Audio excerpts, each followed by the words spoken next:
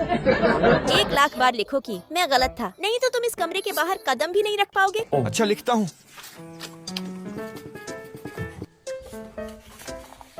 देखो लिख दिया, सही है ना?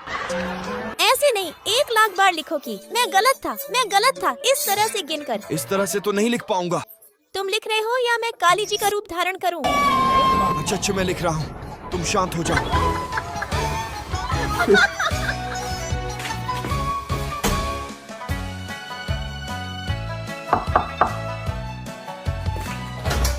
अरे चंपा दीदी, ये लो आपका तेल जो आपने मंगवाया था। धन्यवाद भैया। पर चंपा दीदी, आप इतने सारे तेल का करती क्या हो? हर हफ्ते मंगवा लेती हो। आपके घर में तो सिर्फ 2 ही लोग रहते हैं। अरे भैया, इस बार तो अचार बना